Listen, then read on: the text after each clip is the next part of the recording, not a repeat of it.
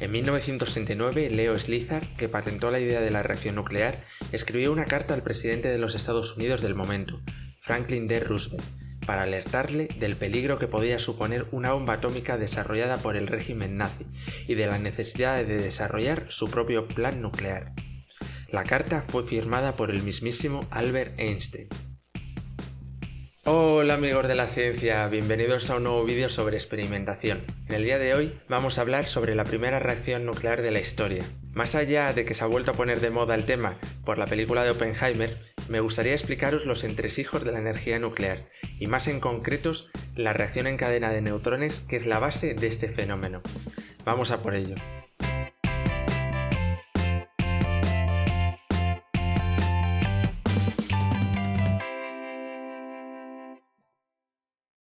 Bueno, vamos a hablar de la reacción en cadena. Pero, ¿qué es una reacción en cadena en el contexto nuclear? Los átomos, de manera muy simple, están formados por protones, carga positiva, electrones, carga negativa, y neutrones, sin carga. Cuando miramos una tabla periódica, lo que llamamos número atómico no es más que el número de protones. Por ejemplo, si decimos ¿cuál es el elemento con número atómico 6? Estamos preguntando por el elemento químico que tiene 6 protones, que es el carbono.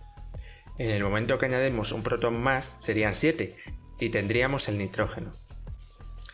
Esto por un lado, y por otro, el concepto que hay que saber es qué son los isótopos. Básicamente los isótopos son un elemento químico como el carbono, que cuenta con diferentes versiones en el número de neutrones. Por ejemplo, hablamos de carbono 12, 13 o 14, dependiendo si tienen 6, 7 u 8 neutrones. Más en detalle, cojamos otra vez la tabla periódica. El otro número que viene al lado del número de protones de un átomo es el número másico, es decir, lo que diríamos coloquialmente que pesa un átomo. Lo que tiene masa en un átomo fundamentalmente son los protones y los neutrones. Por tanto, si el número de protones es 6 y su masa es 12, sabemos que el número de neutrones es también 6, es decir, 12 menos 6. Los isótopos naturales del carbono, como decía anteriormente, tienen 6, 7 u 8 neutrones, y de ahí que digamos carbono 12, carbono 13 y carbono 14, que os sonará de haberlo oído alguna vez. En conclusión, los elementos químicos quedan definidos por su número de protones, pero un mismo elemento químico tiene diferentes formatos o versiones, que son los isótopos, que quedan definidos por el número de neutrones. Ahora podemos hablar de lo que es una reacción en cadena. Esta no es más que bombardear un núcleo de un átomo con un neutrón para que el átomo se divida, es decir, fisionar el átomo. Pero, y aquí está lo importante, esta división debe generar otros neutrones, que a su vez dividan otros átomos, y así sucesivamente produciendo, como su nombre indica, una reacción en cadena y liberando gran energía. Es decir, el primer neutrón lo lanzamos nosotros. Los siguientes neutrones se generan automáticamente de manera sostenida por el propio material. Eso sí, para que se den esos choques debe haber suficiente material y esto es lo que se conoce como masa crítica. Ahora bien, esto se puede hacer de manera controlada, como ocurre en la energía nuclear, o descontrolada, hasta que se agota el combustible, como ocurre en una bomba atómica. Volvamos ahora a donde se inició todo. La primera reacción en cadena en un reactor nuclear tuvo lugar gracias a la financiación del proyecto Manhattan. En vez de en Los Álamos, Nuevo México, donde estaba la sede principal del proyecto, este experimento se situó en la Universidad de Chicago, a cuyo frente estaba el premio Nobel Arthur Holly Compton, pero en el que se encontraban otros nombres como Enrico Fermi o Leo Szilard, mencionado anteriormente. Tras una serie de primeros conceptos, se empezó a trabajar en el primer modelo de reactor nuclear que sostendría la citada reacción en cadena.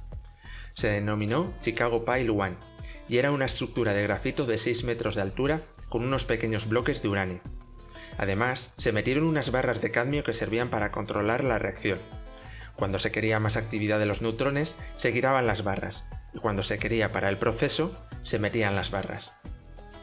Vale, pero un segundo. ¿Por qué uranio?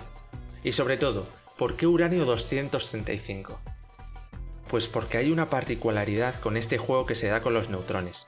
Los neutrones libres tienen que ser absorbidos por los átomos para poder dividirse. Si viajan con gran velocidad, simplemente los atraviesan y no se produce ninguna reacción de manera automática.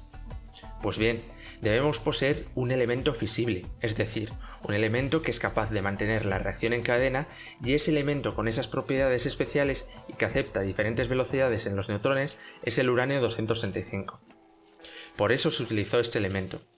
Eso sí, en la actualidad también se suele utilizar el plutonio 239, y fue el elemento que se utilizó en las bombas lanzadas sobre Japón.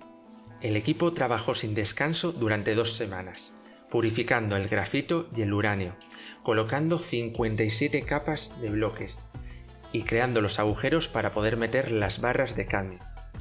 El 1 de diciembre de 1942, el primer reactor nuclear de la historia estaba listo. El 2 de diciembre de 1942 hicieron la primera prueba. A las 15:53 horas registraron que se había logrado por primera vez en la historia una reacción nuclear en cadena autosostenida. Había tardado 28 minutos. Después de la guerra, los científicos y el equipo de este laboratorio se reorganizaron y comenzaron a investigar los usos pacíficos de la energía atómica. En la actualidad, alrededor del 20% de la electricidad de Estados Unidos se produce mediante reactores nucleares y un 10% en todo el mundo. Después de la guerra, la financiación de la investigación y el desarrollo de este tipo de tecnología dejó de provenir de fondos militares y provino del gobierno federal, de su área científica.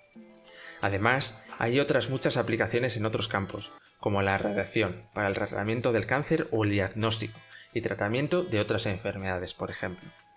Eso sí, las armas nucleares siguen teniendo una gran influencia en la política mundial y las alianzas. Se cree que quedarán unas 13.000 en todo el mundo. En definitiva, los estudios sobre energía nuclear estuvieron rodeados de la infamia de la guerra, pero por otro lado supusieron un gran avance en otros campos y supusieron un gran bien para la humanidad. ¿Y a vosotros qué os parece? ¿Os ha gustado este vídeo? Dejádmelo en los comentarios y nos vemos en el siguiente. ¡Chao!